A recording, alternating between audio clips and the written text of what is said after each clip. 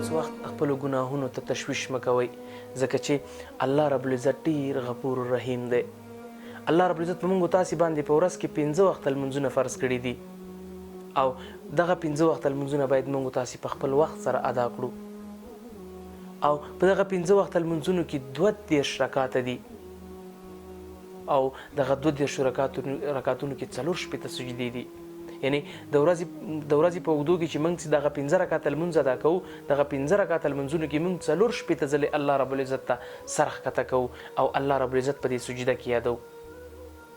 آیا موږ چې په ورځ کې 4-5 ځلې دغه لمونځونه ادا کوو او دغه په ورځ کې 4 شپېته ځلې الله رب العزت ته سجده کوو، په دې سجده کې د الله رب العزت نوم اخلو، الله رب العزت ضرور په موږ تاسې باندې رحم کوي.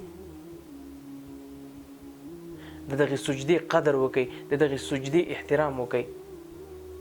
دا په یاد ولره چې ته 4 شپېته ځلې الله رب العزت ته سر ښکته کوې.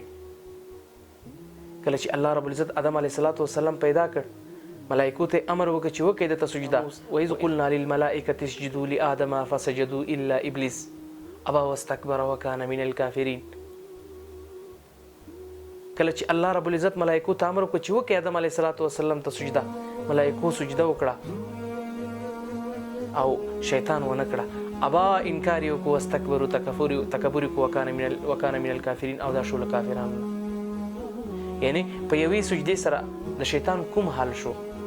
ای مسلمان اور رما وتا چې په ورځ کې 15 وخته لمونځ کوو، په دې 15 وخته لمونځونو کې 4 شپېته ځلې الله رب العزت ته ما وتا سر ښکته کوو، الله رب العزت په ما وتا باندې ضرور رحم کوي. هیڅ وخت مه ناامیده کېږه، ځکه د الله رب العزت یو نوم غفور رحیم دی.